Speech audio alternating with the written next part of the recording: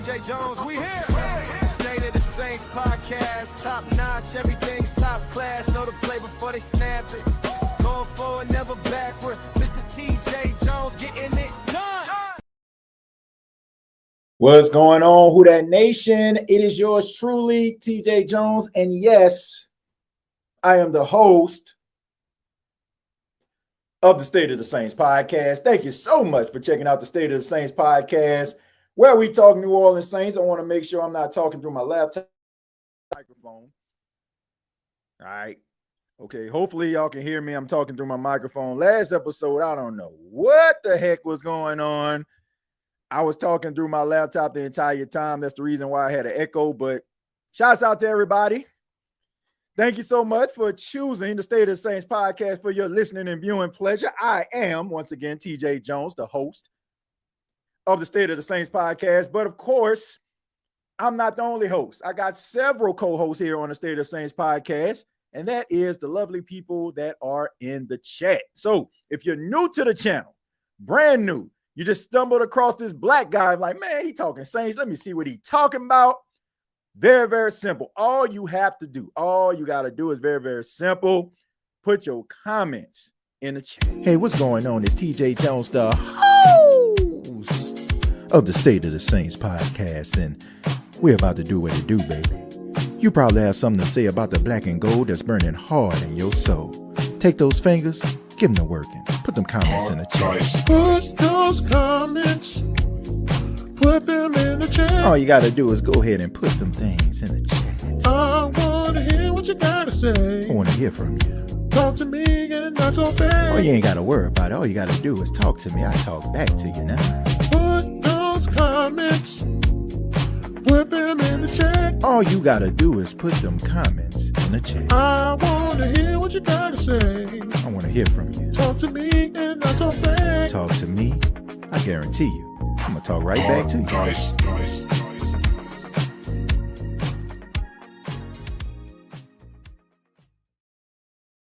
Yes, sir. All you have to do is put those comments in the chat.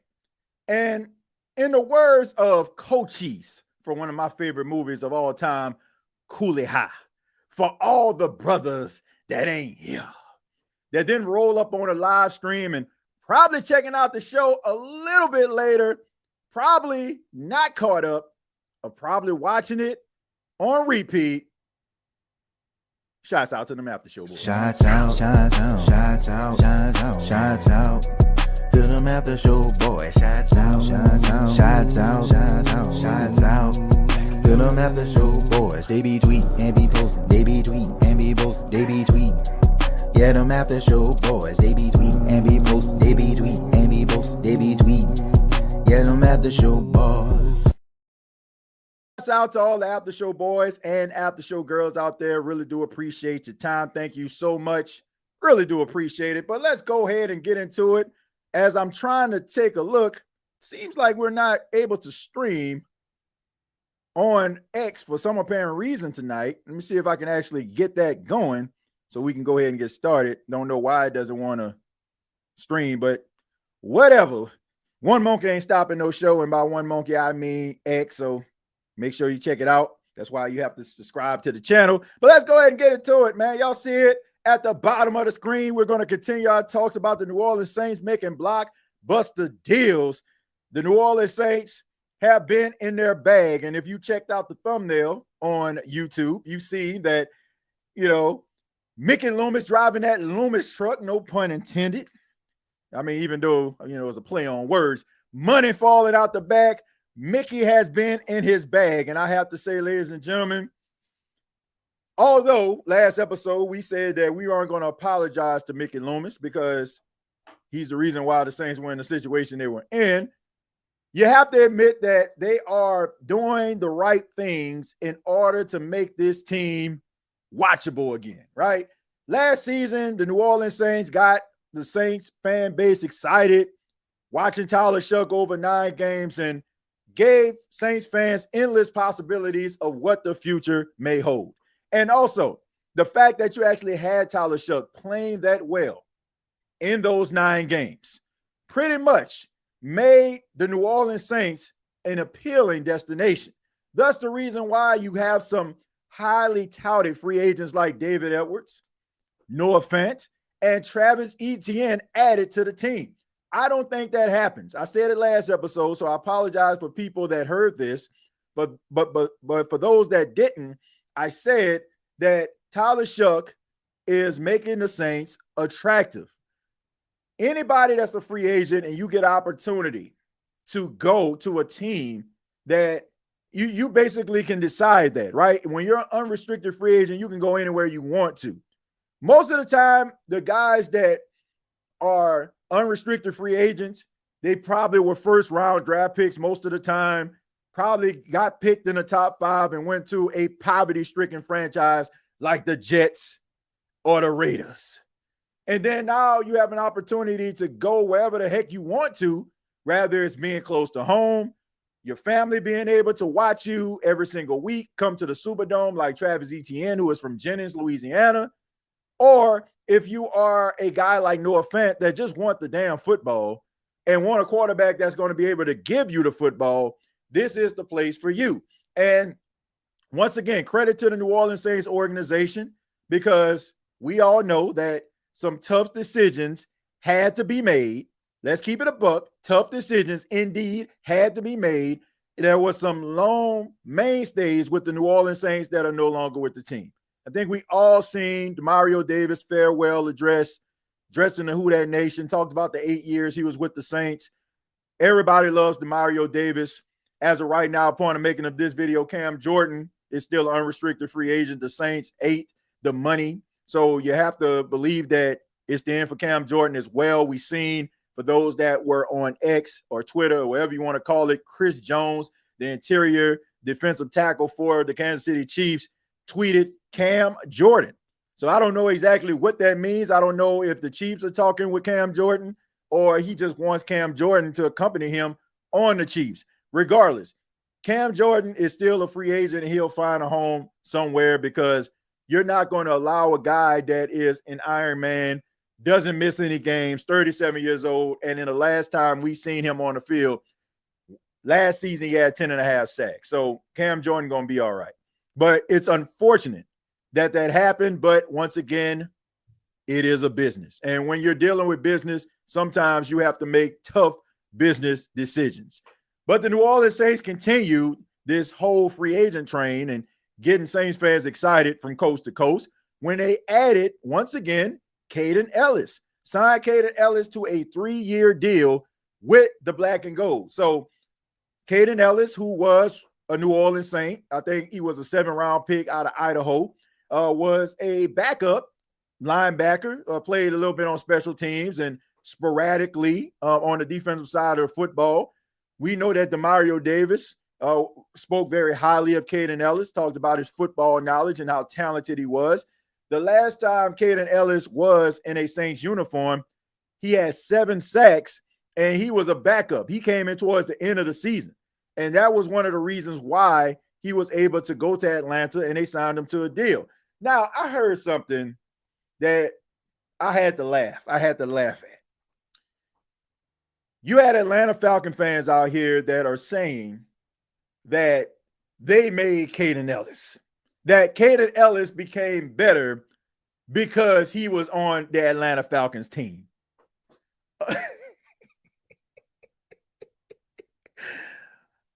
Man, first off, let's just keep it a buck. I got to stutter. You know when you're about to tell some truth, you start stuttering. Let's be 100. Kaden Elliss was always talented. The only difference that you've seen from Kaden Elliss with the Falcons, Kaden Elliss with the Saints, was the fact that Kaden Elliss always seemed to be injured, and he didn't play a full season. He couldn't stay healthy with the Saints for some apparent reason. But with the Falcons, he played all 17 games. Every single year he was with the Falcons, he played 17 games. It's not like they just found something special in Kaden Elliss that the Saints didn't know. Once again, he gave the Saints 7 sacks on the way out. The reason why the New Orleans Saints didn't sign him was because where the hell was he going to go? You had Demario Davis, who was on the team, Pete Werner, who was young, who the Saints just recently drafted. Where was the spot for Kaden Elliss? And you also have to take into account what I just mentioned. He was always hurt. So the New Orleans Saints weren't going to sign him to a big deal.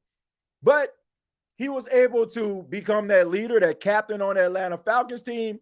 Now he's able to come back when there's an opportunity that presented itself. I guarantee you, if Kaden Elliss plays 17 games for the Saints, I guarantee you, if Kaden Elliss did not get hurt as often as he did with the Saints, the Atlanta Falcons wouldn't have sniffed Kaden Elliss, because we all know that the New Orleans Saints, they take care of their own. Even though if Saints fans like, I don't know about that signing, they take care of their own. The Atlanta Falcons, that's laughable. They only really had 1 year of dominant defense, and that was last year. So where was this great defensive knowledge that that Kaden Elliss absorbed from the Falcons? Give me a freaking break, man. And look, I'm at a point where, I try to discuss football objectively, but and this isn't like me just hating on the Falcons. This is reality. The Atlanta Falcons sucked on defense. That's the reason why they end up firing Jimmy Lake, who was the defensive coordinator in his very first season. They fired him. And then we all know that they got Jeff Albrecht, and the rest is freaking history. So to say that Kaden Elliss found himself with the Atlanta Falcons, I only thing I can really honestly say is the Atlanta Falcons gave Kaden Elliss an opportunity when the Saints did not. That's plain and simple. Kaden Elliss would eventually end up being what he was with the Saints, but the Saints probably had cold feet because he was hurt. But he's back with the New Orleans Saints. And this is for those Saints fans out there that's talking about, well, they signed Kaden Elliss to a 3-year deal. They could have gave that to Demario Davis. Demario Davis is 37 years old. How many more years does Demario Davis really have in the National Football League? Seriously.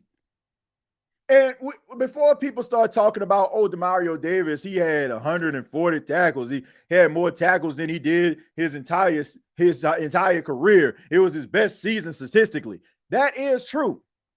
But at the same time, why do you want to exhaust the guy until he no longer has anything left? There's that old saying, say it with me, it's best to get rid of a player a year too early than what? A year too late. Everybody loves Demario Davis. Everybody wishes Demario Davis was still on the team. But from a business perspective, from a perspective of the New Orleans Saints that are trying to get younger, how can you not understand that? Tough decisions had to be made. And miss me with this stuff about all this sentimental value stuff, because here's the reality. Saints fans around different Saints circles, social media, whatever, have been having this conversation about the New Orleans Saints getting younger. So you can't have buyer's remorse now that everything is coming to fruition. Like, if that's the case, then you need to be quiet. Plain and simple. Tough decisions have to be made. Are you going to accept the fact that the New Orleans Saints are making these decisions, or are you just talking just to talk? I mean, it's that simple. The New Orleans Saints did the right thing. Kaden Elliss is 7 years younger than Demario Davis. If Kaden Elliss continues to play 17 games, show the knowledge that he did in Atlanta when he got the opportunity, he will be the middle linebacker. He will be the Mike. And now you combine him with Danny Stutzman, who seems like he's going to be a pretty good, solid linebacker. Pete Werner, hopefully he can, play and do his job. And who knows? Maybe the New Orleans Saints might end up trying to get Sonny Styles, who is an off-the-ball linebacker. You combine all that together, you got yourself a fearsome linebacking group that can roam sideline to sidelines, and you have a Mike and Kaden Elliss that is a veteran that understands what the defense needs to do, and put guys in place in order for the defense to succeed. You need that. So the New Orleans Saints in free agency so far, they got a young, promising running back in Travis Etienne, who's only 27 years old. A lot of tread left on the tire, multiple 1,000-yard seasons, all-purpose back, doesn't have to lead the field, a very good blocker when it comes to blitz pickup. You have David Edwards, who is probably a top 2, top 3 guard in the entire NFL. You got Noah Fant, who is a really good, talented tight end, but for some apparent reason, I don't know why he just can't keep a home. It's not that he's terrible. It just seems like teams just can't find a fit for him because he can make plays and he can block. So the New Orleans Saints have addressed needs. And not only did they address needs, they ain't just go out here and just get Joe Blow off the street, Joe free agent. They went out and got some of the best and filled a hole with guys that will be able to solidify that particular position. How can you be upset with that? If you are, then I don't know what to tell you. Now, there's a couple more things that I want to talk about. I want to talk about the wide receiver room and so many other things. But, of course, I want to address the chat. Shouts out to everybody here right now. All 116 of you that are watching this live, please hit the like button. Help the channel to grow. All right? That's all I ask. I just ask that everybody hit the like button. Take a few seconds of your time and hit that like button. All right? We got over 100 likes last episode, and I just appreciate that. All right? I just appreciate everybody just hitting the like button. I hope that everybody does that. It will mean a lot to me. It helps the channel to grow, and I would really appreciate that. Let's go ahead and start. How you feel about Delane at 8 from LSU? I mean, Mansour Delane, I have no problem with. And it would make sense. It would make sense, right? Because you don't have Alontae Taylor anymore, right? You have Quincy Riley, who shows a lot of promise. And Quincy Riley is a really good cornerback, and he's a little bit of a ball hawk. And I think that he will be able to adjust playing the nickel. So if you was to put Delane on one side, Kool-Aid McKinstry on the other, and you had Quincy Riley playing a slot, I think that he will be able to pick up the slack because he's not afraid to tackle. He's not afraid to tackle, and he can jump in front of a pass, and he can pick it off. He has better hands than Alontae Taylor. Right? So he's a guy that I think would fill that role pretty well. So I wouldn't have an issue with that. I don't think any Saints fan should have an issue with that. That would be a good move by the New Orleans Saints.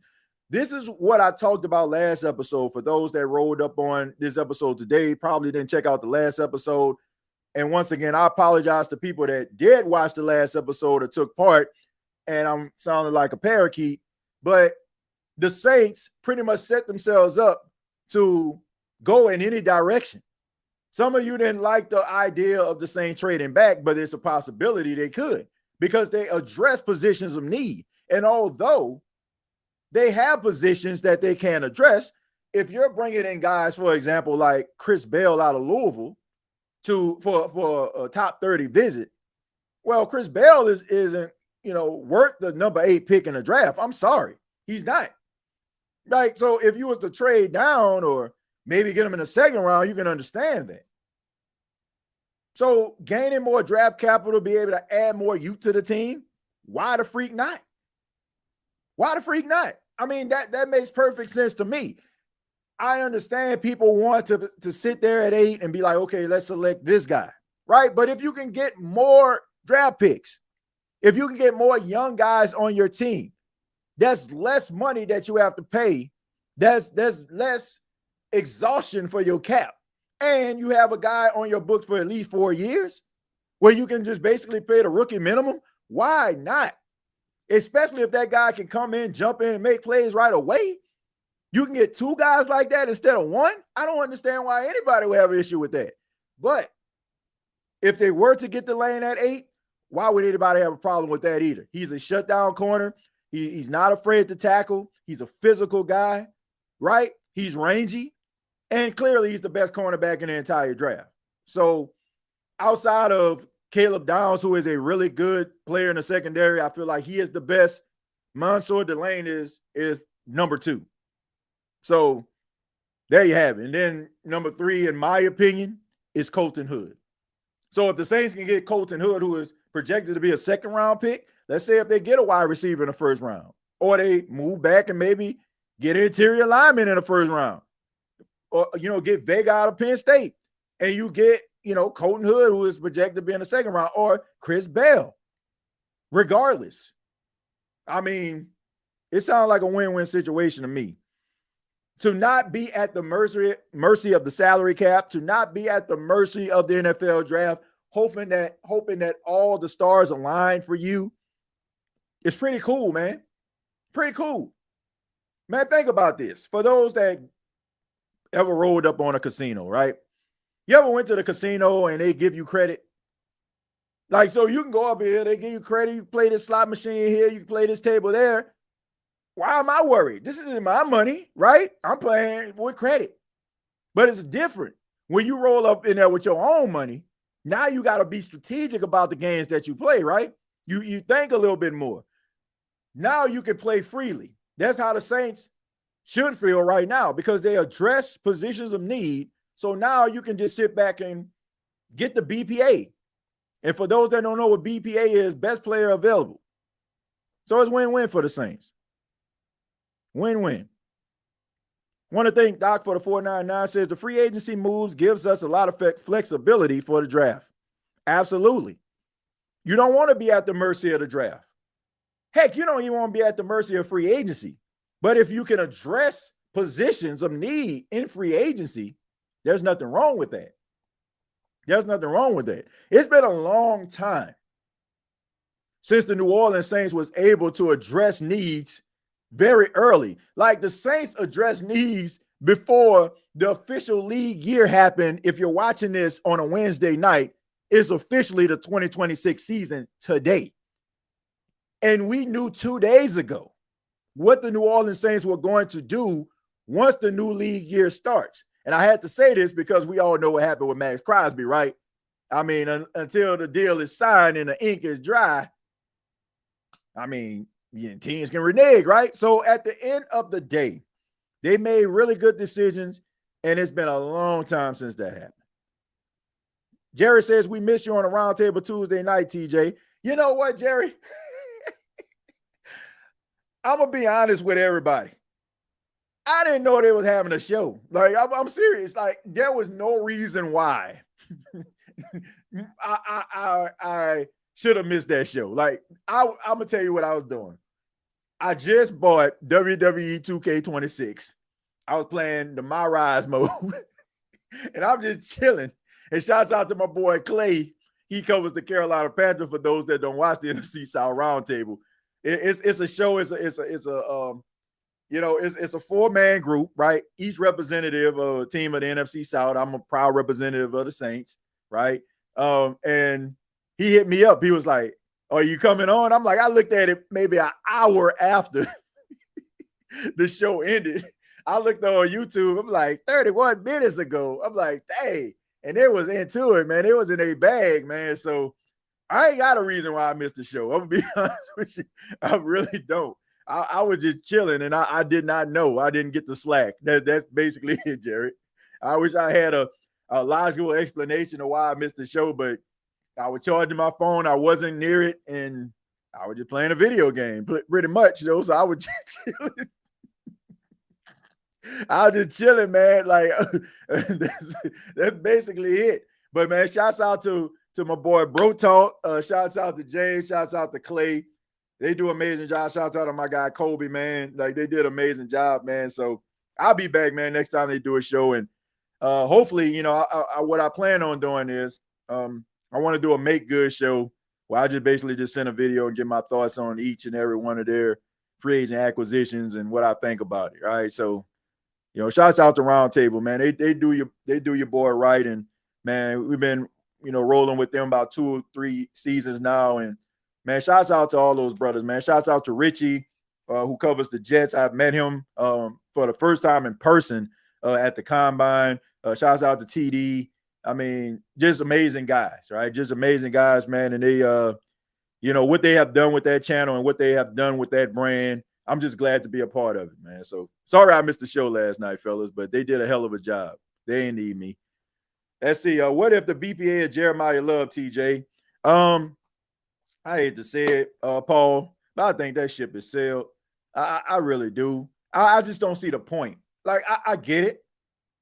I get it. But I want people to understand this, man. I want people to understand this.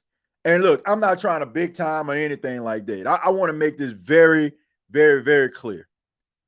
Because of people like yourself, so many people that watch this show, so many people that follow and support me is the reason why I get opportunities.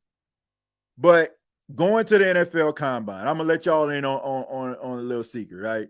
I'm serious. I'm going to let y'all in on a secret. People be talking. People be talking. You see things. You roll up on a circle where guys just having powwows and you hear stuff. And I just want to I take this information, do what you want to with it. Some people is like, man, who you think you is, whatever. Take it for what it is. It's not a coincidence that the Kansas City Chiefs signed Kenneth Walker. And it's not a coincidence that the Saints signed Travis Etienne. Do whatever you want with that information. Do whatever you want with that information. Those teams seen what Jeremiah Love did. Jeremiah Love had nothing to prove. The only thing he could have done, well, two things he could have done at the Combine. He could have went out there and unfortunately did what Jeff Okudah did, which is go out there, do those drills, get himself hurt, and cost himself a draft spot. Or he can go out there and ball the hell out and show his athleticism and undeniable skills and move up in the draft order. And that's what happened. You got the Tennessee Titans, you got the Giants, you got the Commanders that are going to pick before the Saints. Now, like I said, do whatever you want with that information. But teams talk. They know what's up. Think about this. Think about this before I move on with the comments. Think about this, folks. Monday was the first day that teams could tamper with players.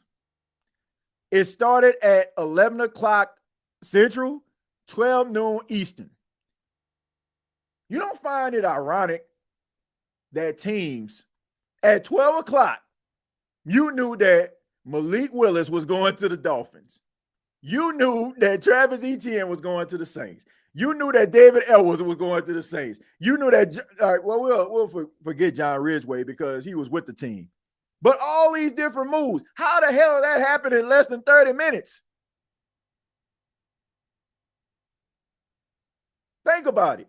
So even though they tell you you can't tamper with players that are on teams or whatever, how is it that they making these moves? Like, God, dog, we don't supposed to be talking to these dudes right now.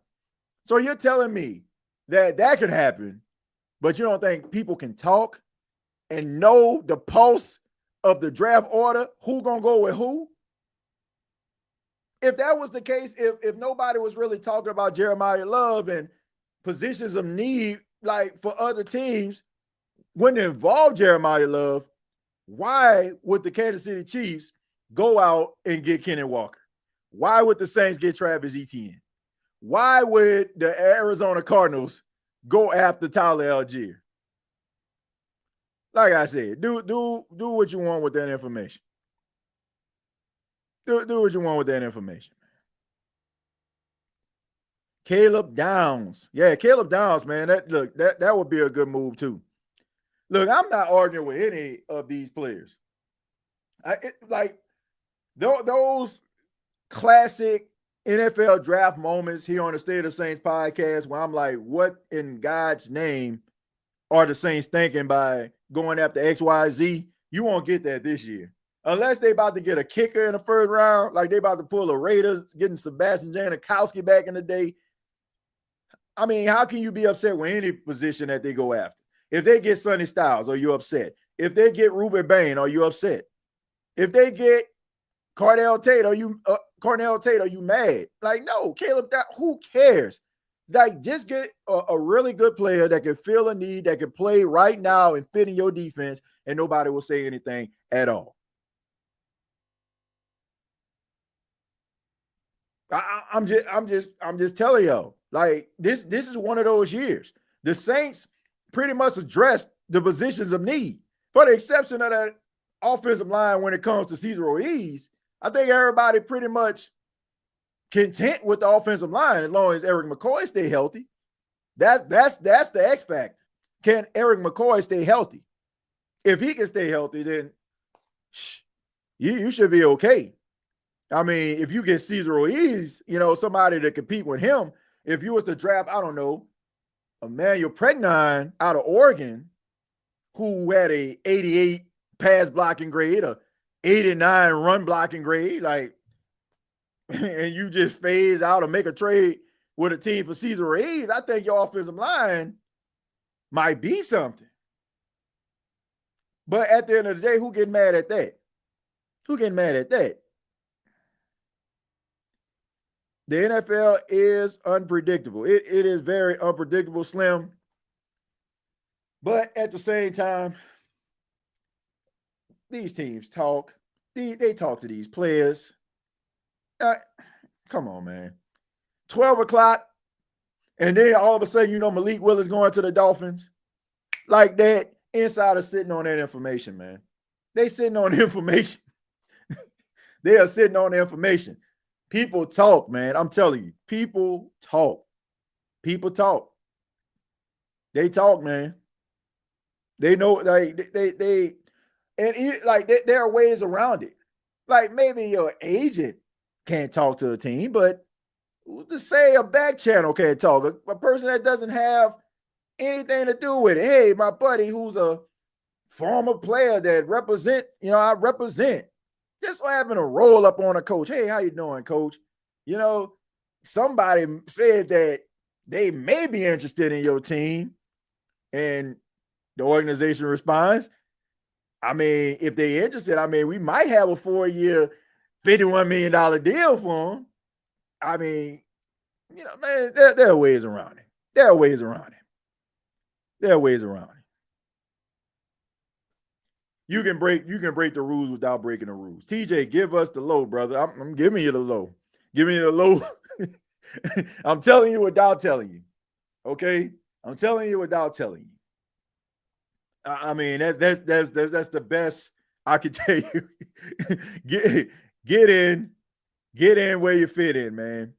Get in where you fit in. And then on top of that, man, like, when you develop relationships and friendships, with different people around the NFL, people have a tendency of talking, and sometimes those talks may end up, leading to certain information. Most of the time, I'm saying, like, that just ain't my wheelhouse. Like, if I feel like it's something that people just need to know, I'll say it. But if it, like, man, I'm not an insider. But, I am going to tell you, like, there are ways around their whole tampering thing. Like, we seen it. Let me read Tragic, and then I'll expound on it a little bit more. I like the pass rush ability and strength from Ellis over Warner.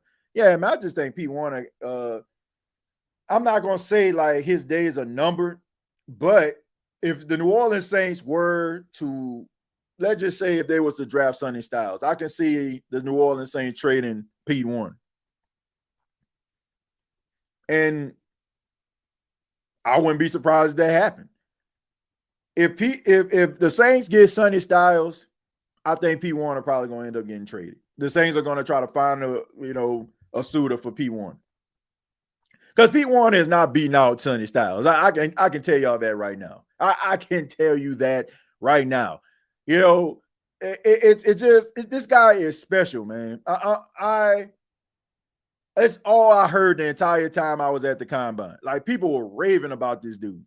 He carries himself. Like, if if the Saints get their hands on Sonny Styles, every Saints fan should be excited about it because not only can a guy play, but he's a leader. He's a guy that understands football. Like his football knowledge is off the charts. His athleticism is off the charts. Like the word that was going around about him is they're like when this guy retires, it would not surprise them if he owns a Fortune 500 company. Like he has that type of knowledge. He's that type of leader. So if the Saints end up drafting Sonny Styles, like Pete Warner Day is a number. And the New Orleans Saints probably going to end up shopping him. So if you have an opportunity to get Sonny Styles on your team, you get Sonny Styles on your team. I don't believe he will be there at 8 because I think that they have too many needy teams at linebacker. Like the Giants, I think, they need linebacker play. The Commanders, they need linebacker play. So he may not even fall to the Saints. But if he does, I don't think the Saints going to think twice about it. Like, because he fits that New Orleans Saints mold, like the type of players that they look for. High character guys, like leadership qualities. Like he checks all those boxes. TJ, give me Tate or Delane at 8, then second round, go Jacoby Lane. Not mad at Jacoby Lane. Good 50-50 ball guy. I like Chris Bradswell as well.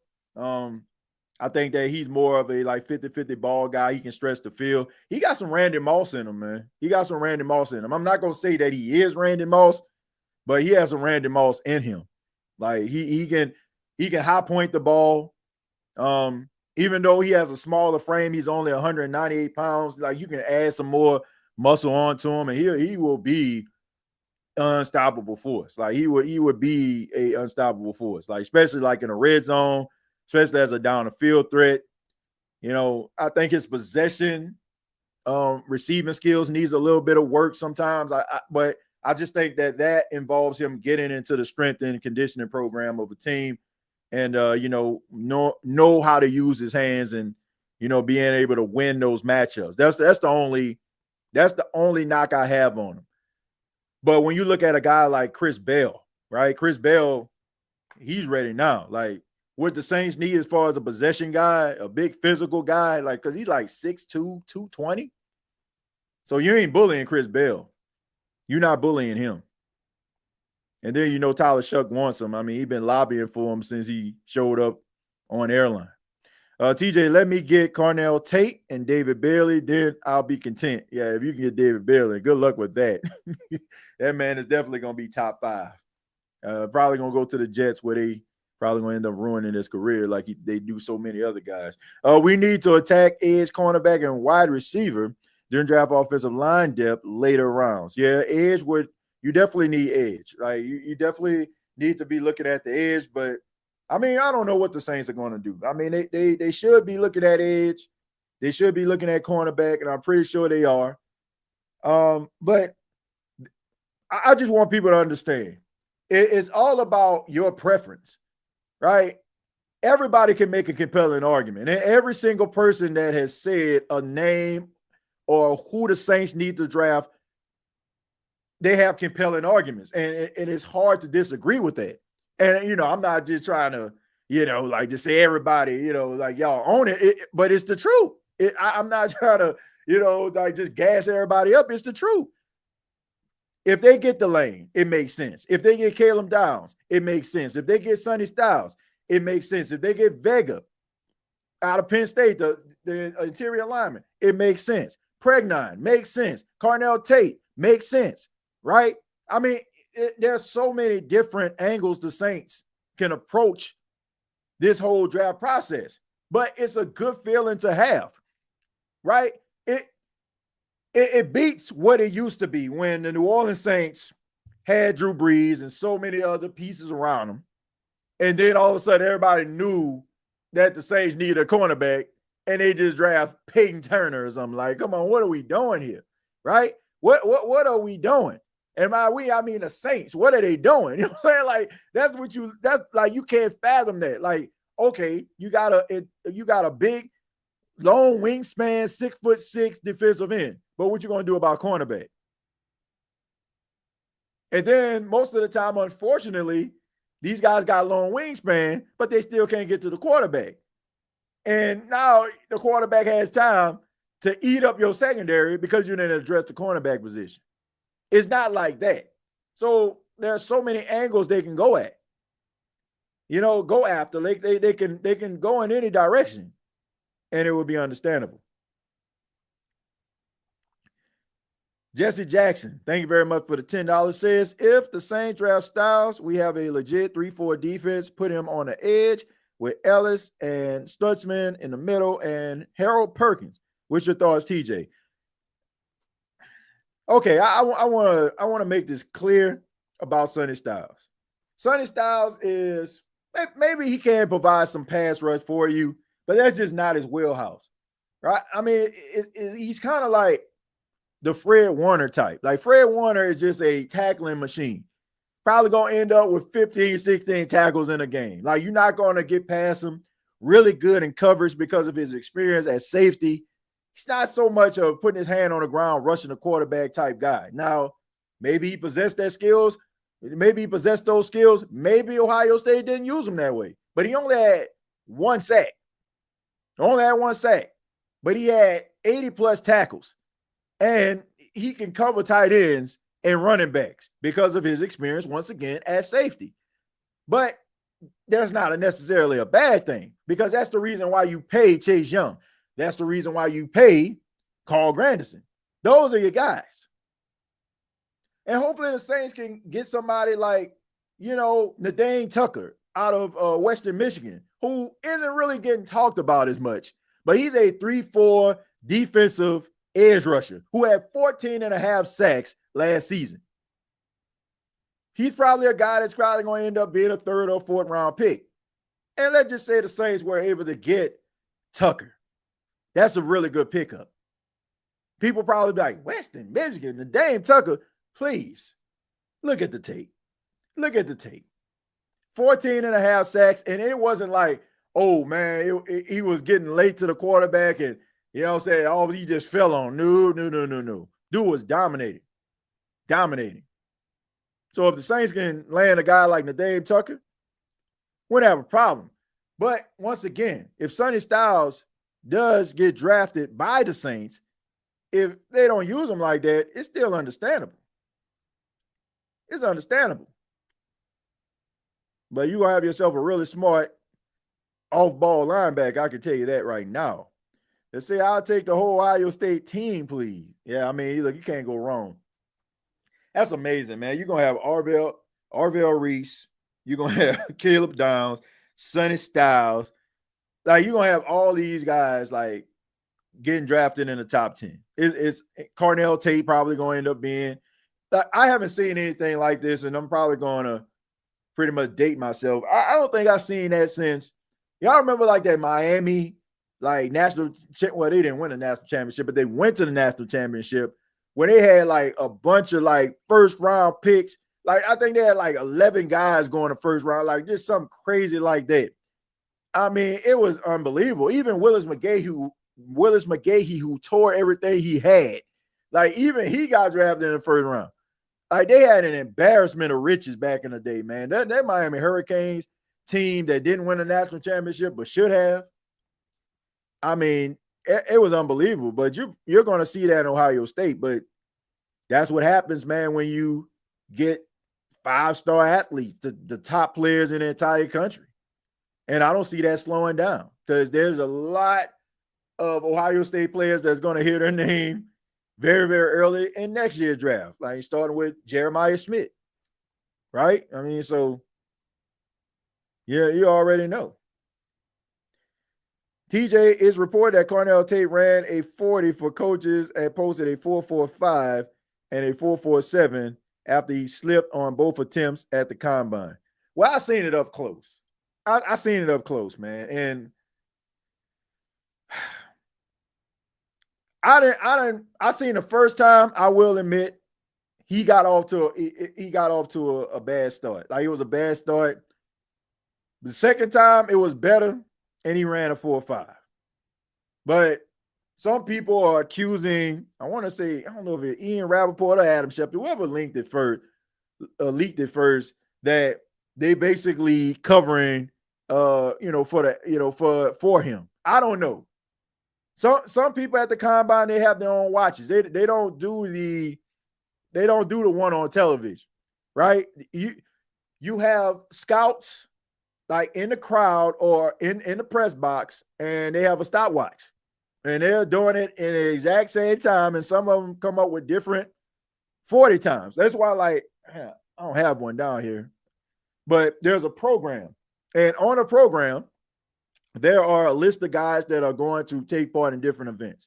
In every event, there's a column, and you basically just write their time in there.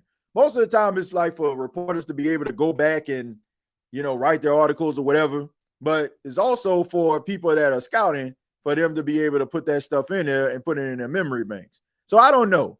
I don't know what the truth is. I don't know what's false, but all I'm saying is a 4.5 isn't bad. Like that's not slow. But when you are running a 40 against guys who have historically this year put up some of the best 40 times in history, right? You know what I'm saying? That's like the wide receiver out of Notre Dame. Like, I think he ran like a 4.6 or something like that. It just seems slow, right? You know what I'm saying? Because everybody else running 4.2s, 4.3s. I don't know. Like, first off, Michael Fields, I would have fired my agent right then and there. Like, whoever advised him to run that 40 should be fired. And that's one of the main reasons why, because people start having these type of conversations. It's one thing to wonder what a guy runs. It's another thing to actually see it in real time. So when people care so much about the 40-yard dash in this day and age, I can understand why guys didn't run. I want to say like the quarterbacks, I think maybe 3 quarterbacks ran a 40. I think like 3 quarterbacks ran a 40. Everybody else like, man, look, I don't care about that, man. Let me just throw this football. But yeah, I mean, look, 4.5 is not slow. And honestly, if you're in that playbook and you understand the offensive tendencies and what the audibles and what the quarterback expects of you and all these different things, like it's like, okay, my minor was theater, right? So I would perform in different plays. I promise you I'm going somewhere with this. When we practice, we used to like practice and we used to like have like the script, right? And I'm holding the script and I'm trying to read as well as perform in a way that I am going to recite the words. So what my director would tell me is, it's probably best if you just go ahead and learn your lines early, so that way you can be able to capture the character and be able to create the character that you want. My point is, the quicker you learn a playbook, the quicker you will be on the field. A lot of these guys are going to play slow anyway. You can run a 4.2, but if your knowledge of the playbook makes you run a 4.5, then guess what? Nobody will ever know that you run a 4.2 because you're thinking too much. So it really doesn't matter at the end of the day. Somebody just put in the chat, I want to make sure that I shout this person out. I believe that Yo says, I didn't know Jerry Rice ran a 40, so I think Slim South basically said Jerry Rice ran a 4.7. Now, at that time, I don't think it really mattered that much. Guys just wanted to know if can a guy play, right?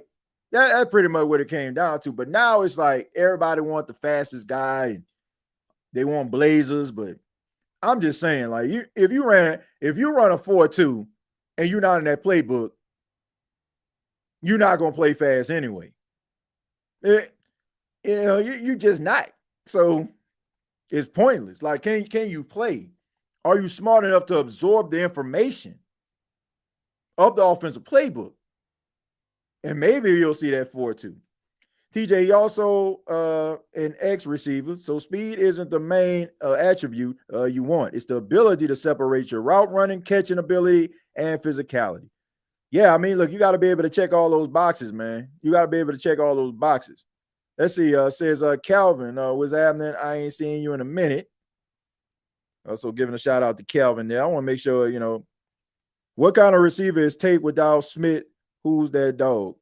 Look, I honestly don't know. But if he's a possession guy and the Saints need a possession guy, who freaking cares? Who cares? If he's doing his job to the best of his ability and he's making plays in the process, who cares? Like, everybody is looking for A.J. Brown or DK Metcalf. Well, you may not look at it that way, but the Saints do. They look at Chris Olave as the number one guy. That's what the way they look at it, despite what people may think, and I still think there's some more meat on the bone.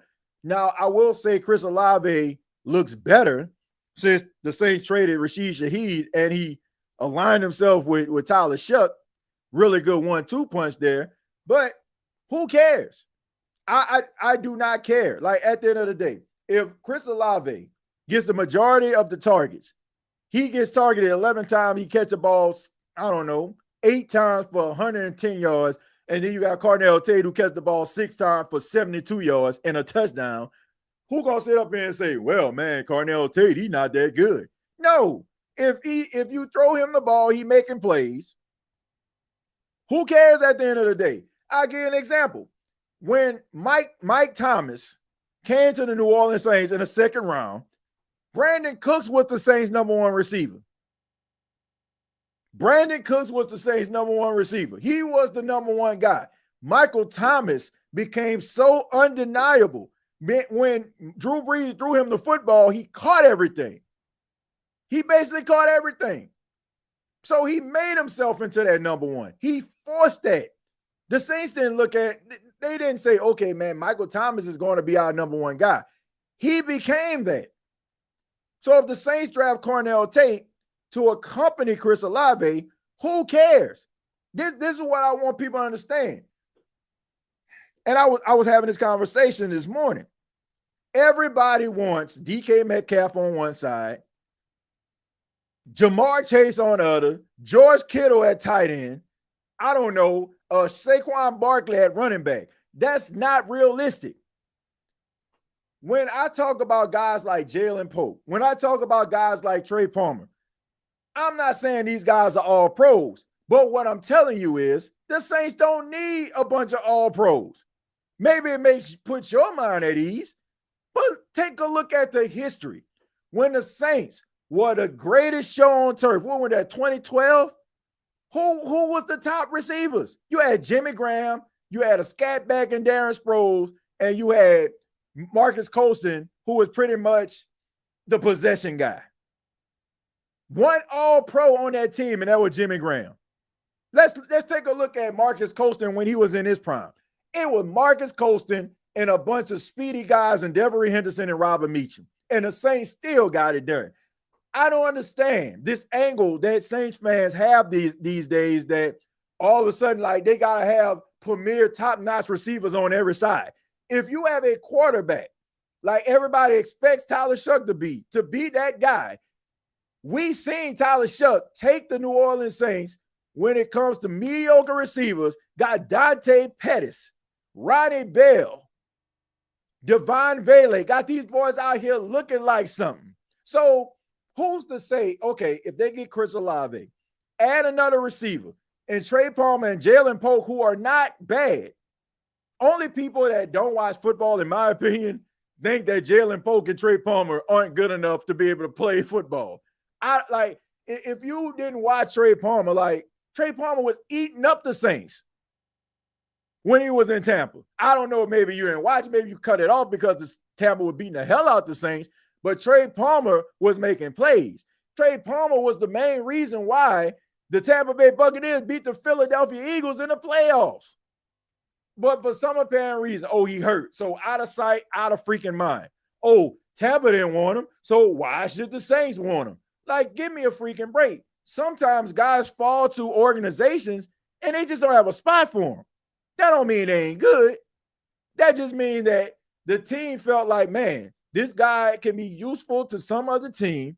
So why should I have this guy holding a clipboard? Why should I have this dude in shorts and a t-shirt when he can go out here and contribute to a team and I can give draft capital in the process for him?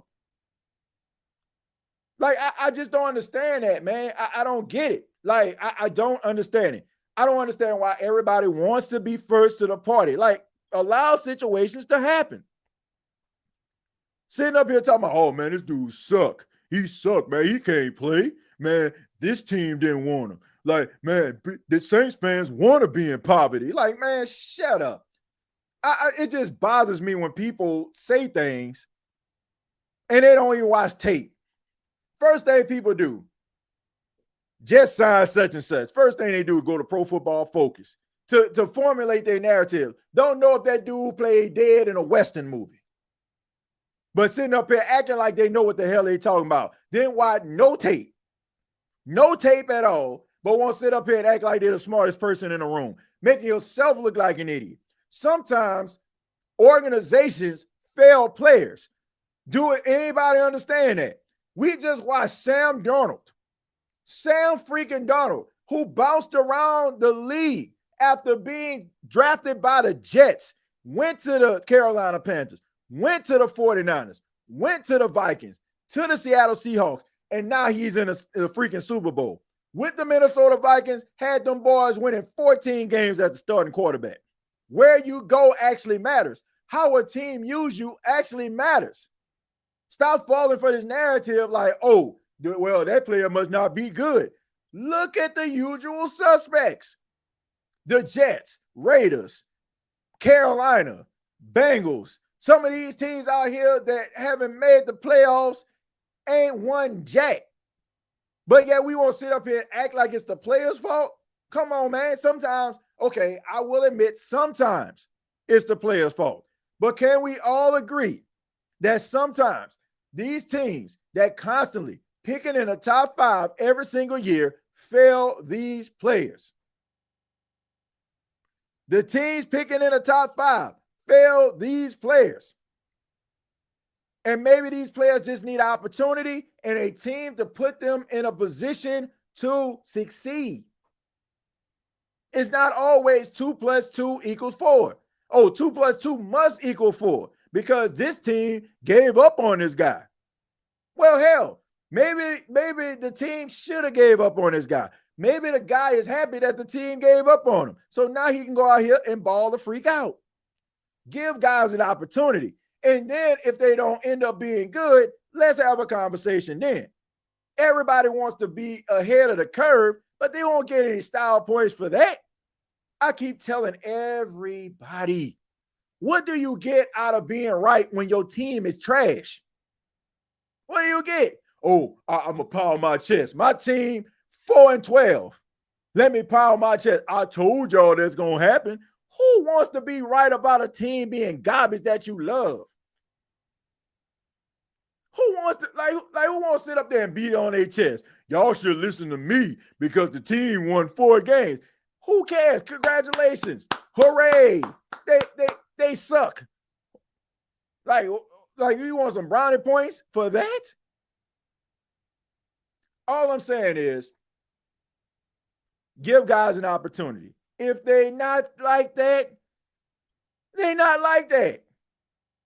It's plain and simple. If they not like that, they not like that. But I refuse, without sight unseen, without proven evidence, that these dudes can't play no ball. Other than the fact that, oh man, it was on IR. And then turn around and say, well, we need another wide receiver to come in. The Saints need to draft a wide receiver. Somebody answer this question for me. I still haven't gotten the answer yet. How can you say on one hand, Trey Palmer is improving, Jalen Polk is improving, is unproven. Both of these guys are unproven. But then turn around and tell me a guy coming out of college who hasn't proven anything in the NFL that they are the answer. Please, somebody tell me that. Other than the fact that you haven't seen this guy and he still has the new car smell on him. Help me make that make sense. You still are hoping anybody that the Saints draft, if they are a receiver, that they are capable of making plays. You still, like, you may have seen them, but if that's the case, you've seen Trey Palmer make plays. Well, let me take that back. Most people didn't, because they probably weren't paying no attention anyway, and they only looking at the fact, oh, he was hurt, so he can't play. You don't have any hope in a player that you call unproven that's been in the NFL, but you have hope in a guy that the Saints would draft that's unproven in the NFL.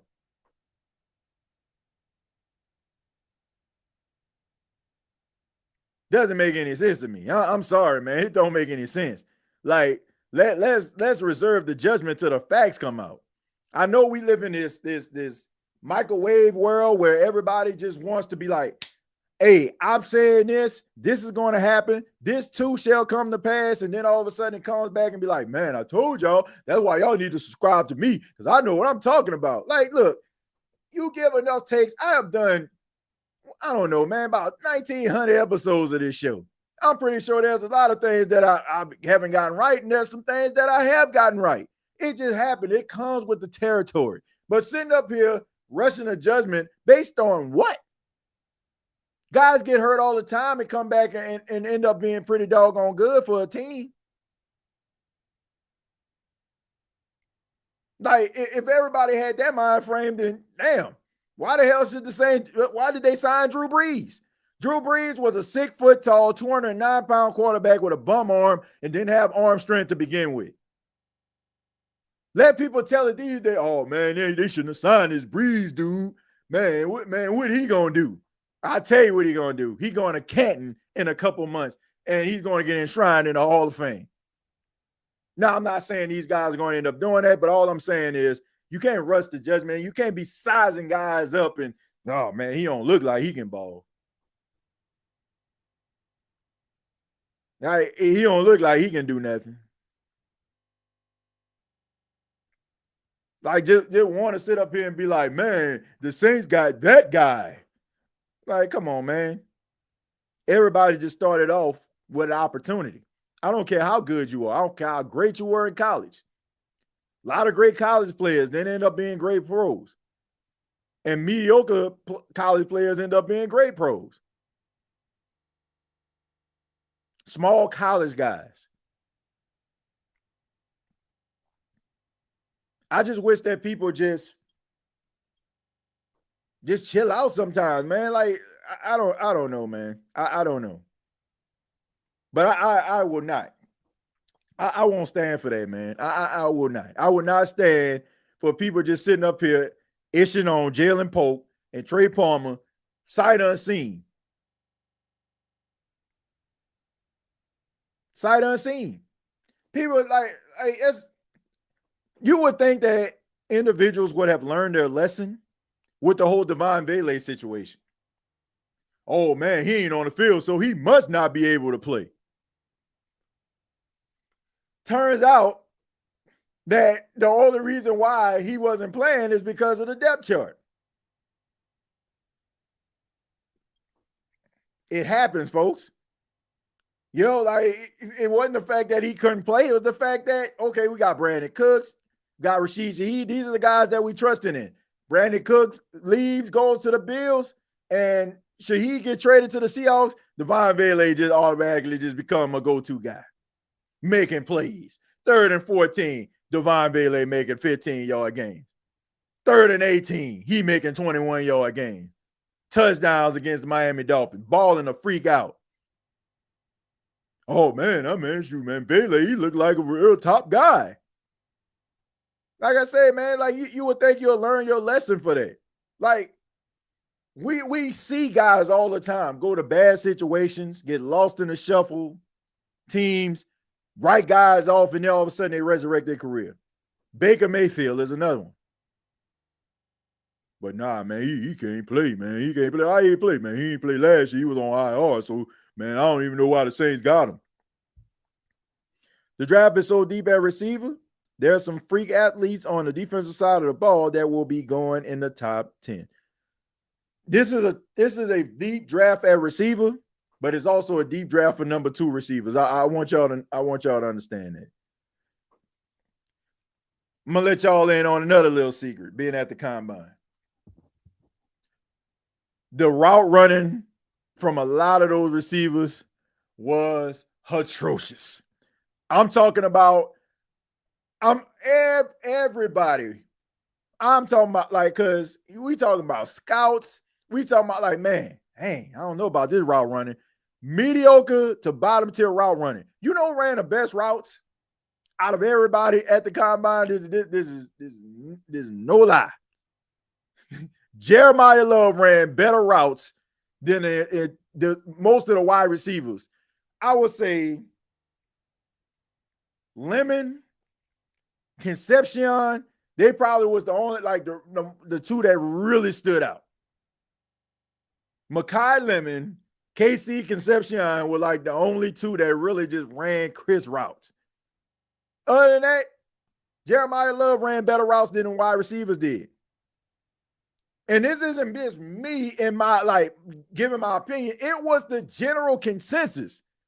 I'm talking about, like, everybody, like, man, route running terrible. Like, there's a lot of guys that people look at probably going to end up being, like, really good number 2 receivers.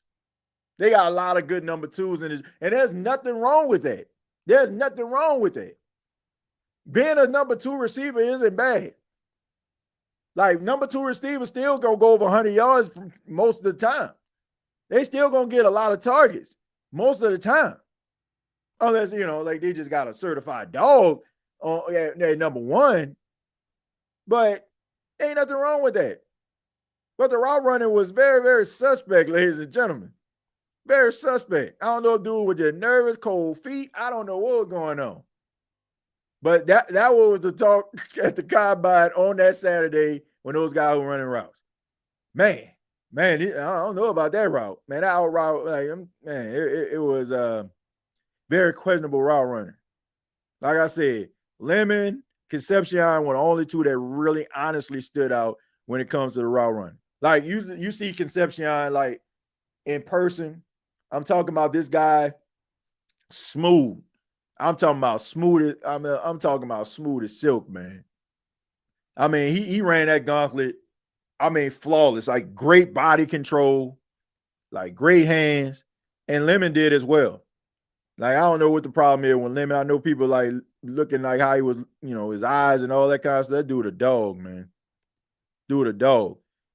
Sometimes guys aren't really great public speakers. They let their game do the talking. Saints could still have a love connection. He's special. But why? But why, Tuck? Like, I don't get it. Like, what would be the point of signing Travis Etienne to 4 years, $51 million, if you're going to end up drafting a Jeremiah Love? And Travis Etienne, basically, I won't say he is Jeremiah Love. He's not, but he provides the same thing. Like, Etienne can catch the ball out the backfield. He can run in between the tackles. Like, I don't think the Saints signing Etienne if they honestly feel like they have a chance against Jeremiah Love. And like I said at the top of the show, when you got all of these teams like ranting and raving about this dude, and he puts on that type of combine performance, you cannot take that chance. And look, if he's there at 8 and the Saints draft him, great. But I'm just saying, like, you at this point, you pretty much have told the entire world that Travis Etienne is your guy. So what are you going to do? You're going to sign a guy to a 4-year deal, grab Jeremiah Love. Okay, you have both of them in the backfield.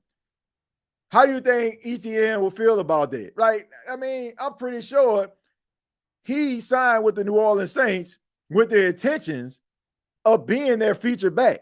And it's not like, oh, Etienne is garbage, or like, oh, man, he substandard or something. Like, this guy is a multi-time 1,000-yard rusher. He has played in the league for 4 seasons. He's been in the league for 5. He missed his entire rookie season. You know, he was out for the season. He ended up, I don't know if he tore his ACL, but he was out for the season.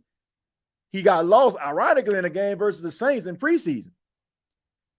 He on his second season, he had less than 1,000 yards. 3 consecutive seasons over 1,000 yards. Like, what are we talking about? Like, I get it. Everybody wants the new shiny toy. It's that experience, right? It's 2006 when the Saints drafted Reggie Bush, right? Can't miss prospect. The excitement that Saints fans had in 06 when they drafted Reggie Bush. But Travis Etienne is that special too. And Travis Etienne is going to make Saints fans, as long as he stays healthy, and hopefully he does, he is going to make Saints fans feel like he was worth the investment. Because he is good. I don't know if people watching the Jaguars. I don't know if people paying attention. Yeah, I don't know if people paying attention to the Jaguars. But Etienne is the truth, man. He is the truth. And I just don't, look, I don't want Saints fans to just fall for that new shiny Buzz Lightyear complex. Like, there's some really good players. Like, think about this. I don't want, like, don't be greedy. Think about the conversations we've had here on the State of the Saints podcast for the last 3 to 4 years. Man, the Saints always signing these guys with couch cushion money. Man, the Saints looking under a couch cushion, signing players for the low price of $2.99. Now, all of a sudden, the Saints are signing top-notch free agents that can come in and give you instant gratification. Now, all of a sudden, like, we got a problem with that. Like, we pump the brakes here. It's not like they signed the 16th, 17th best running back in the free agent market. They signed the best. Some people would say Kenneth Walker because he's coming off the Super Bowl MVP campaign. But Kenneth Walker isn't like an all-purpose back. Look at his numbers. Like, at best, Kenneth Walker probably give you 200 yards receiving for an entire year. He's not that every down back. Well, he's an every down back if you want to run a football. But if you throwing the ball to him, hey, man, who else out there? What Clyde Edwards-Helaire? What Kareem Hunt at? Travis Etienne doesn't have to lead the field. You can line him up in a multifaceted ways. He's going to catch the football. He's going to pick up the blitz. And he can be a home run hitter for you. He's going to make somebody miss. He's going to break a tackle. Like, dude is nice. And I get it, man. Jeremiah Love would be great. But at this point, Saints got bigger fish to fry. And I would be shocked, absolutely shocked, if Jeremiah Love is there at number 8 in the Saints still draft. I would be shocked, like absolutely shocked. Like, I'm talking about falling out my seat shocked. Number 1, I don't think he's going to be there. And number 2, you're not signing a guy to a 4-year, $51 million deal. A team that has exhausted the cap, that has skint that thing down to the studs. You're not going to just go out here and just create that type of environment. Like, you're not going to try to go out here and do that without trying to have a return on investment. So I think that ship is sailed, man. I think that ship is sailed. Like, get ready for the Travis Etienne experience, because that is the New Orleans Saints running back. So, you know, let's cheer for number 1, because he will was number 1, since we already know Lante Taylor is gone. Now I sound like a dummy fan, but 2 electric running backs will make Chuck life easier. You don't sound like a dummy. I don't know what you're saying would be great. Don't man, don't sell yourself short. But what I'm saying is, signing a guy to a 4-year, $51 million deal and then getting another rookie on top of that, then you have Alvin Kamara still out there. Like, what are you doing? I'm just saying, you got some talented running backs on this football team still. And then if Alvin was to come back and Alvin is splitting the load with Travis Etienne, Alvin isn't like washed to a fact where he can't play no ball. We know that a lot of the issues that were going on with AK was the fact that the Saints offensive line has been terrible. Think about this. Think about like the first, like everybody talk about those magical 92 points, those first two games where the Saints just blew the doors off the Carolina Panthers and Cowboys. When the Saints offensive line was fully intact before the injuries started to occur, Alvin Kamara was running the ball all over the place. Alvin Kamara just needs an offensive line. Alvin Kamara thrives when the offensive line works. I mean, most running backs do. But you combine the fact that Alvin Kamara, who would be 31 years old at the start of the season, doesn't have to carry the load. You actually have a young 27-year-old running back, still got a lot of tread on the tires that he can split the backfield with, which Alvin will have absolutely no problem with. You're talking about two dynamic guys that can be home run hitters for you. One guy that you don't have to exhaust him and keep on slamming him up the middle and having Cesar Ruiz and the offensive line backups, making it very difficult for Alvin to do his job. But now they can split the load. So what would be the point of drafting Jeremiah Love when you can take that draft pick and get a position of need when somebody can go out there and make plays right away? We talked about making life easier for Tyler Shuck.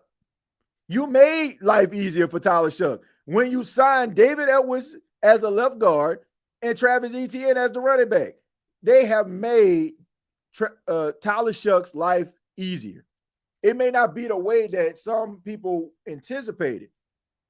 It's like, you know, the famous saying, like we say on this show all the time, from Harlem Nights, Della Reese, I got my mouth all fixed for some orange juice, right? I got myself all hyped up for Jeremiah Love.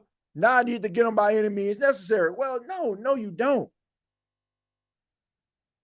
If you can get Caleb Downs over Jeremiah Love at this point, I'm sorry, you got to get Caleb Downs. Sonny Styles, you got to roll with Sonny Styles. I mean, I don't know, man. It's like buying a brand new car, you know what I'm saying? Like right off the showroom floor. Then all of a sudden, like, okay, man, let me turn around here. I spent $300,000, you know what I'm saying, on his whip right here, you know what I'm saying, customly made. Okay, let me go out here and spend, you know what I'm saying, like on his Nissan Altima. You know what I'm saying? Like it's really nice, right? Fully loaded or whatever. You know what I'm saying? It still look nice, but why am I doing this? Why am I doing this? Like, it doesn't make any sense. Best player available, yes, best player available. But once again, why would you buy a six-figure whip and just sit in a garage? Why would you do that? Like, see, like, okay, man, look, I'm gonna take this thing out for a spin. You're wasting money. You want the best player available, but you want the best player available at a position of need. Now, if this was 1988, I would think that the Saints would probably draft Jeremiah Love too, because, you know, you have those two running backs, you might be able to win a Super Bowl or something. When teams were just putting the ball on the ground and it was 3 yards in a cloud of dust. But teams aren't really that focused on the running back position like that anymore. They addressed it. Then on top of it, like I said, you got Alvin Kamara too. And you got Devin Neal, and I'm pretty sure the Saints going to want to use those guys. So, hey, man, I mean, I'm sorry to tell y'all, but hate to be the bearer of bad news, but I don't think the New Orleans Saints, even if Jeremiah Love was there at 8, they were drafted. It will almost be at a point. Let's just say, for example, Jeremiah Love falls to 8. I wouldn't be surprised if the Saints would trade back. Like, let's just say, for example, oh, man, we didn't think Jeremiah Love was going to be here. I don't know, somebody like the Cowboys or something. Call up the Saints, be like, okay, man, we're going to make a deal with you. We won't move up in the draft to get Jeremiah Love. I wouldn't think that would be out of the realm of possibility of the Saints moving back. Because they got Travis Etienne. And if we can actually get something in return here, why the freak not? I just think that ship has sailed, ladies and gentlemen. As much as everybody wanted Jeremiah Love to be a New Orleans Saint, I definitely felt that would be a good fit. They addressed that with Travis Etienne. Now, you're not spending $51 million, a team that has been cap-stricken for I don't know how long. They ain't about to just be wasting no money at $51 million just to have some guy up here splitting the load. Like, they want Travis Etienne to be their featured back. Definitely going to be defensive player at number 8. Do not blow up your bank account overspending. Thank you, man. And then, like, what they say, don't go out for hot dog. Like, why go out for hot dog when you got steakums at home? You know what I'm saying? like seriously, like, come on, man. Like, what are we doing here?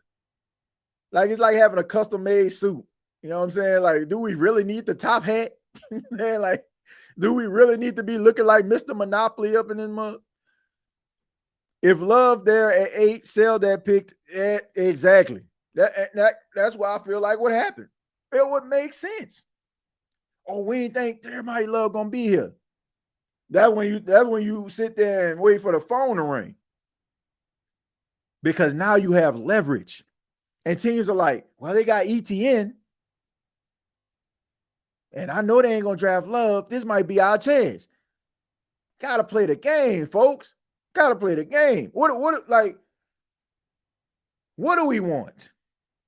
You know, as Saint fans, like, what do you want? Do you want to keep on talking about the things that the Saints need? Oh, they need to get younger. Oh, they need better players. They need depth. Blah, blah, blah. Oh, are you just saying these things because at the time it's happening in real time and you're like, oh, I'm just talking. Oh, are we really going to be about that action? Are you really about that talk or are you about that action? Because if we're talking about the New Orleans Saints getting younger, if the New Orleans Saints was to trade back, why would you have a problem with that?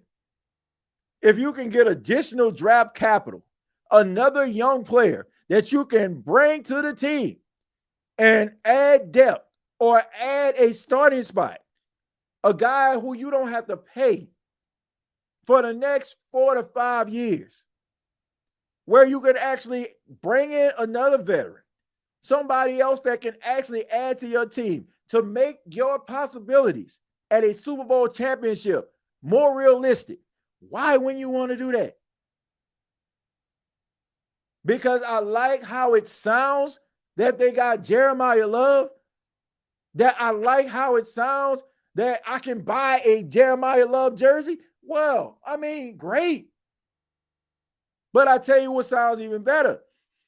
Travis Etienne as your running back, a team trading up, you getting 2 second-round picks instead of having one where you have a deep draft at wide receiver, a deep draft at interior offensive lineman, a deep draft at tight end, a deep draft at edge rusher. You can add another guy. You ain't got to wait till the 3rd round where you can hope that Nathaniel Tucker is there. He actually is there. Or add another guy like a Mario Pregnon to the team. Or Vega out of Penn State, an interior lineman. Maybe, you know, I don't know. Like, these are the things that you need. Like, you need to be able to have an open mind. You cannot just be set on one particular thing. You got to open yourself up to other possibilities. People trick themselves off the block by being closed-minded. This is what I want to do. This is how things need to go. I'm not wavering. Somebody might come with an opportunity of a lifetime. Better than your idea, or in the grand scheme of things may help you down the line. But if you're so focused and have tunnel vision, you will never be able to Take advantage of that opportunity. Man, you gotta, bro, you gotta have an open mind. You have got to have an open mind. And like I said, I have no problem with Jeremiah Love at all. But to me, it wouldn't make much sense. And if I'm a GM, which I am not, but in an alternative universe, if I'm a general manager and Jeremiah Love is there at 8, I'm sitting there with my hand behind my head waiting for the phone to ring. Because somebody is going to call you because they're going to want to move up. Because number one, they're afraid that even though the Chiefs got Kenny Walker, like I said, Kenny Walker isn't an all-purpose back. So they know the Saints not going to get him because they just paid Travis Etienne. So they'll probably be more open to talking to me. And you can go out there and be like, okay, you want to move up to 8? I want the number 12 pick, and I want your second round pick. And I want a third in 2027. Something like that. That is top players for the next couple of years. Have open mind, ladies and gentlemen. Have open mind. TJ, no more Foskey material. No. Absolutely not. Absolutely not. Love won't make it past Titans or Washington. Thank you very much, Quentin. Want people to understand that. And teams know that. Yes, sir. 2 second rounders. I'm screening calls. Heck, you might even get some calls. Especially like, let's just say Ruben Bain there. Man, people talking about these 30-inch arms. Man, this dude can play ball. And if he's still there, the Saints got Chase Young. They got Carl Granderson. Are they really going to draft Ruben Bain? Well, I know the Bengals are projected to get him at 10. Maybe we call the Saints. Man, I'm screening calls. I'm screening calls. Do you hear me? Saints sitting pretty at 8. I'm talking about pretty at 8. Nobody answers the phone. Guess what? Best player available at a position of need. Think about this. In this order, you're going to have, well, without saying, Fernando Mendoza going to go number 1. I think we all agree. Orville Reese, Caleb Downs, Sonny Styles, David Bailey, who did I mention? Jeremiah Love, Ruben Bain Jr., right? I mean, just think about, like, regardless, the Saints are going to end up getting a really good player at 8. All the guys I just named, the 7 guys that I just named, who would say no to any one of those guys? Like, if the Saints, like, it's New Orleans Saints select Arvell Reese, the Saints select David Bailey, the Saints select Caleb Downs, everybody's still going to be doing the Benson Boogie regardless. So I'm screening calls. There's also the 4th round compensation pick too. Exactly, man. Now you're thinking, man. You're thinking. I would love to get 12 and 20 from the Cowboys. If Jeremiah Love is available, and I was like I said, he at 8. Teams are going to call the Saints. I'm telling you. And they are going to give them an offer that they can't refuse. Like I said, I mean, all of this stuff is just hypothetical because I don't think he's going to last today. But if he does, you would be insane after paying Travis Etienne, who you have basically conceded and said, this is our number 1 guy. He's our feature back. We paid him 4-year, $51 million. You would be insane, like, just to sit there and be like, okay, I'm going to draft Jeremiah Love without screening calls and seeing what other people talking about. That would be insane. And I guarantee, like, the phone will ring. It's going to ring. It is going to ring. Bengals absolutely have no defense. Exactly. Absolutely. So even if Reuben Bain is still on the clock and somebody call you and they be like, oh, okay, we're going to draft Reuben Bain. Take the call. See what they're talking about. Okay, if I don't know, it depends on how far back we're talking about. I don't feel like it should be no more than 14. 14, I feel like you can still get yourself a really good player, right? Still top 15 player. But man, endless possibilities, ladies and gentlemen. If you end up trading back, getting an additional second round pick, and you get Vega out of Penn State, like that's a win. I mean, it would be curtain for Cesar Ruiz, but y'all get what I'm saying. Like you pretty much solidified your offensive line. You got David Edwards, then you get Vega. You got Telese on one side, Calvin on the other, Eric McCoy in the middle. Ladies and gentlemen, you pretty much solidified your offensive line. And you saved the life of Tyler Shuck for years to come. Just like last year, Carolina jumped us, and took McMillan. Yep. And just like the year before that, the Raiders drafted Brock Bowers when the Saints were going to get Brock Bowers. They wasn't going to draft Telese. Telese was just the best player available of a position of need. They were going to draft Brock Bowers. So Brock Bowers would have been a Saint.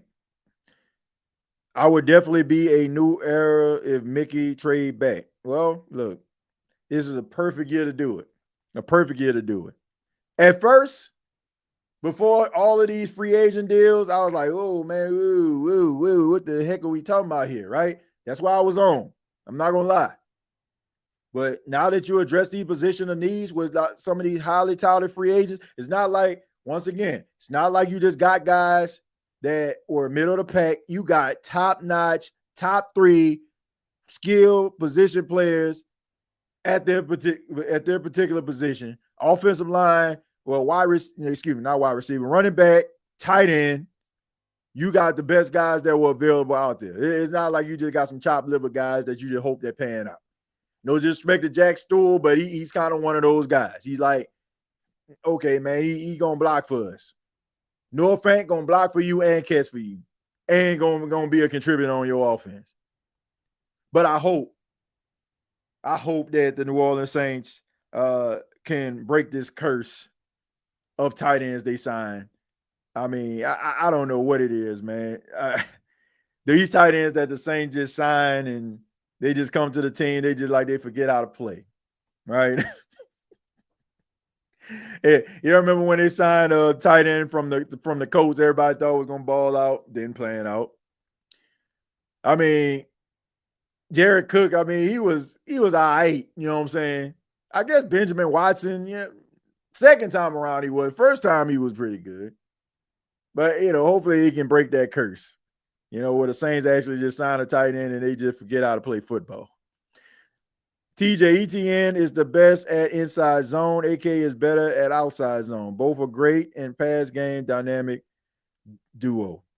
Yeah, I mean, it's a win-win to me. TJ, how do you feel about AK-41 trade? Yeah, Kobe Fleener. I couldn't think of his name, but y'all know what I'm talking about. Exactly. I mean, was so bad, I forgot his name. Fleener, yeah, Kobe Fleener. TJ, how do you feel about AK-41 trade? I wouldn't be upset with it. I wouldn't be upset with that. Look, it's a business at the end of the day. It's not my money. I mean, it's the Saints' decision, But I see AK still being on the team. I just think that he's not going to carry the load like he once did. Bring back Lattimore. I mean, that's another decision. But you have to ask yourself this question. I mean, what do you bring back? Like, this is a new Saints team. Okay? This is a new Saints team. This is Kellen Moore's New Orleans Saints. This isn't Sean Payton New Orleans Saints. This is Kellen Moore's New Orleans Saints. So what ties does Kellen Moore have to Marshawn Lattimore? He doesn't have any ties to him. I mean, Dennis Allen isn't a head coach or defensive coordinator. So, I mean, it would be great to see Laddie Daddy back with the Saints, but I mean, Kellen Moore has earned the right to run the team the way that he sees fit. Okay, because this man inherited some BS, and even a safe front office would tell you that. Like they can, do the PR work and all that kind of stuff, but put them on a polygraph test, they know this man inherited some BS. So this man dealt with it in the first year, and it's only right for him to be able to run his team and operate the team and get the players that fit his scheme, along with Brandon Staley, to get the defense that fits the mode that he wants the defense to be in, is only right. So if that doesn't involve, New Orleans Saints' greatest hits in the form of Marshawn Lattimore or Cam Jordan, it is what it is.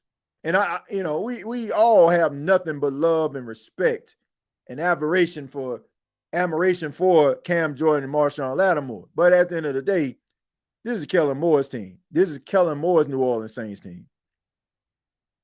So whatever they want to do, that involves what Kellen Moore feels was in the best interest of the Saints. I like Keontae Scott, cornerback from Miami, second round. Oh, yeah, I like him. Yeah, he definitely would be a great nickel back. And he ain't afraid to tackle, I can tell you that. Shockey was the best tight end signing, but number 8 is definitely up for the right price, and that's why they signed all proven healthy free agents. Exactly. Yeah, Jeremy Shockey, probably was the best one. I think Benjamin Watson was pretty good. Jared Cook wasn't bad. I just think that people just got a bad taste in their mouth because he fumbled that football in the division round. It's like, we don't care what you did after that. You fumbled that football, so that's what you're going to be known for. But Jared Cook wasn't bad. He wasn't terrible for the Saints.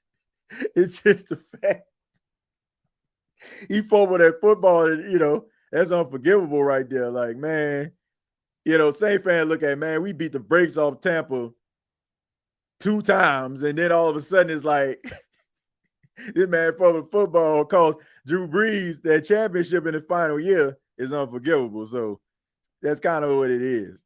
It's kind of like with Marcus Williams. Like, Marcus Williams wasn't a bad safety for the Saints, but everybody remember him from the Minneapolis Miracle. So if he's out there, it's like, man, we don't want him, man. He Minneapolis Miracle, right? I mean, when the Saints fans love you, they love you. But if you do something that's just unforgivable, like whatever positive equity you had built up is just out the door. Take a few more, then we're going to go ahead and get up out of here, man. I didn't even realize we've been on here for an hour and 30. That's how much fun we've been having here tonight. We got to address the corner position. We're not going to make it with just Kool-Aid and Riley. Yeah, it's true, but I think they will. I think they will, man. I think they will address the position. And you're absolutely right. They need to. I wanted Jared Cook gone after that. Yeah, I mean, look, it was unforgivable. Like, man, Jared Cook was good, but like I said, it was an egregious offense. It was egregious. And I don't think Saints fans forgive him for it. But if you look at it in the grand scheme of things, he was a really good tight end for the Saints. I can remember, I know y'all remember that classic 48-46 game where the 49ers beat the Saints. Jared Cook was dominant in that game. I can remember Saints fans being upset because the 49ers, some people felt that Awuzie took a cheap shot on Jared Cook because he was so dominant in that game, and he basically launched himself at him, which wasn't a flag for some apparent reason, and knocked him out of the game. Because I think he had like 2 touchdowns. Like they had no answer. They had no answer for Jared Cook in that game. I can remember like Saints fans like ready to storm the field because Jared Cook got hurt because he was so dominant. And then all of a sudden you go from that to this man fumbling the football. Like, he was pretty good, man. Like, when you go back, like, look at his stats, he was not terrible. It's just the fact he fumbled that football. What's shucking, TJ? What's your thoughts about Taysom Hill? Is he going to retire, or the Saints are going to bring him back? If Cam Jordan is going to retire on our team, or bring Cam Jordan back on our team for real, for real. Well, look, I think that the ship has sailed with Taysom Hill. I think that even if Taysom Hill does decide to continue to play, I don't think the Saints going to bring him back. And I think the game against the Jets pretty much solidified that when they tried desperately to get him into the end zone, to give him, his swine song, so to speak. Look, Taysom Hill will go into the Ring of Honor. He is one of the best New Orleans Saints players, jack of all trade. And, Taysom Hill opened up a lane for a lot of guys that probably wouldn't even be playing football. But teams were able to find places for guys because of how Sean Payton utilized Taysom Hill.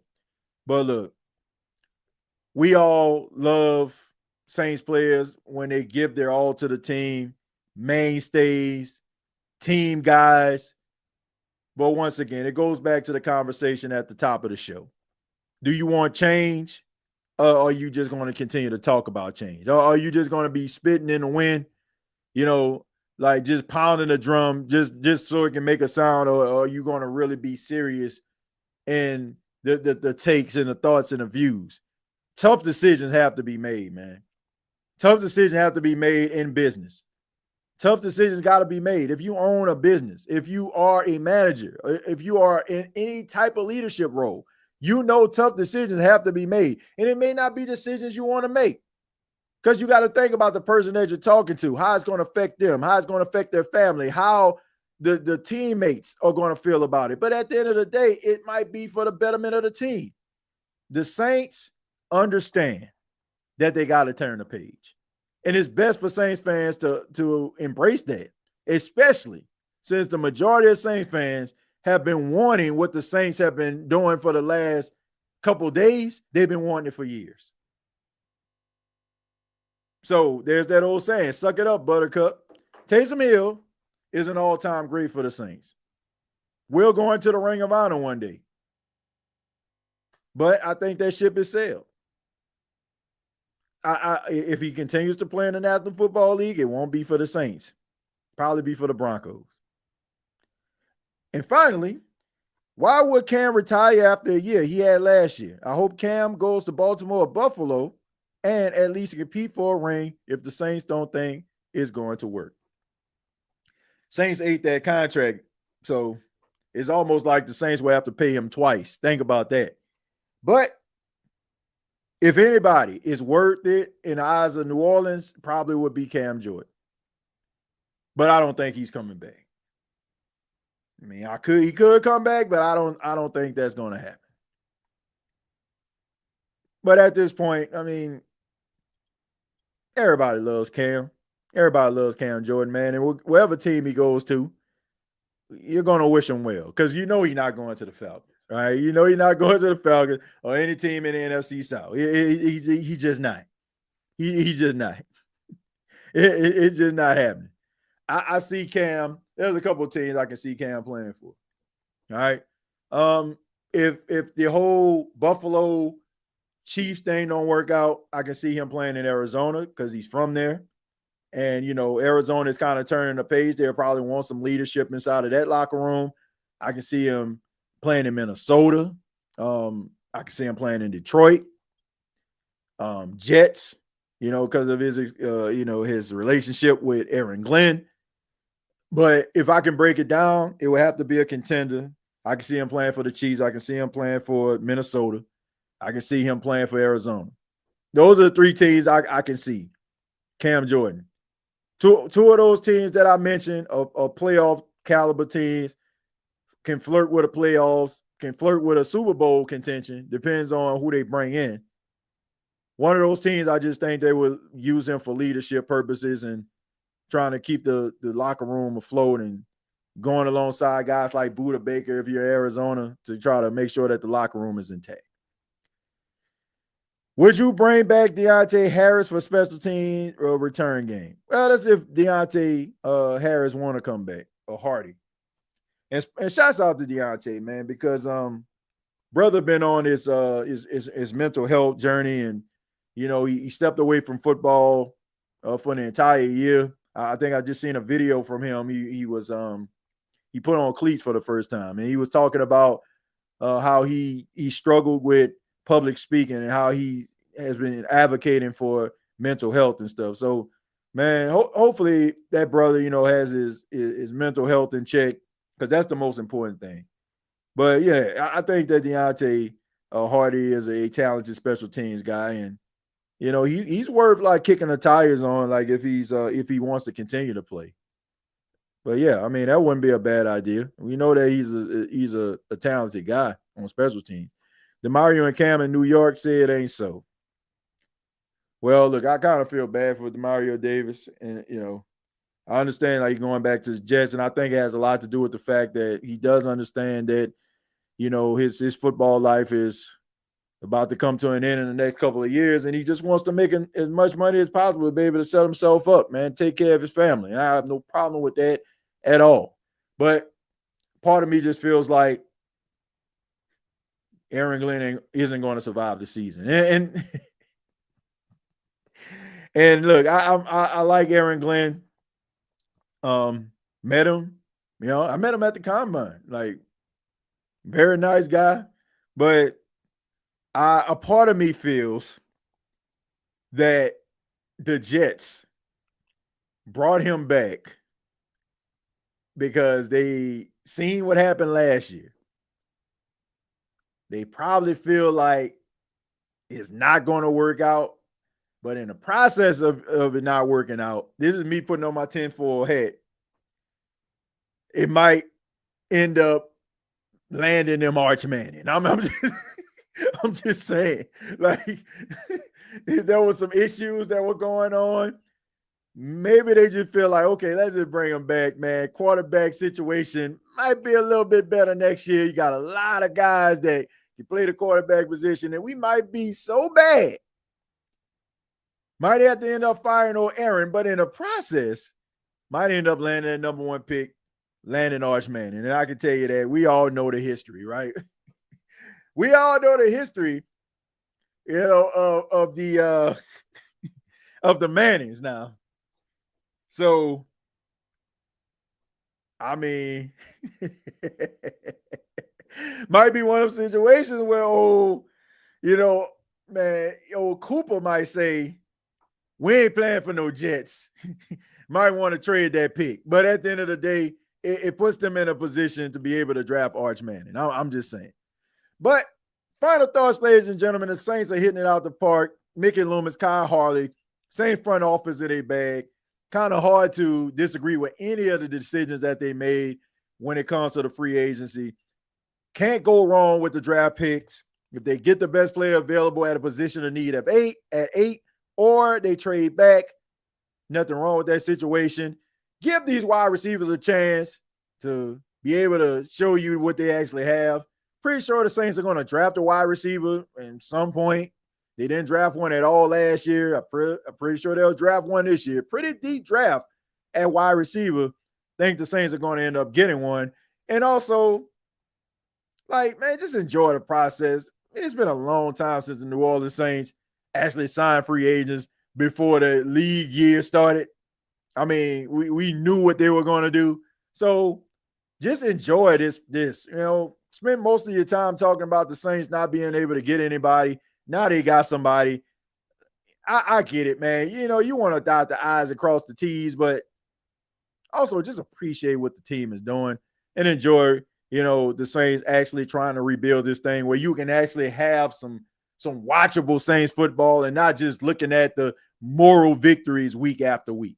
But thank you all so much for checking out the State of the Saints podcast. Once again, my name is TJ Jones. Subscribe to the State of the Saints podcast channel right here. Make sure you hit that like button, help the channel to grow. Follow me on X at TJAYJones8. Make sure you check out my weekly shorts on Bleacher Report with the New Orleans Saints covering the team. 1.5 minutes to 3 minute talks every single week on Bleacher Report. And also check out the State of the Saints podcast on Yahoo Sports. We'll be back later on in a week talking more Saints football. Maybe the New Orleans Saints will sign someone else. Maybe a Saints free agent who is unrestricted might land with a team. Regardless, we're going to be giving it to you right here on the State of the Saints podcast. Till next time, all I got to say is, TJ Jones, we here. State of the Saints podcast, top notch, everything's top class. Know the play before before they snap it.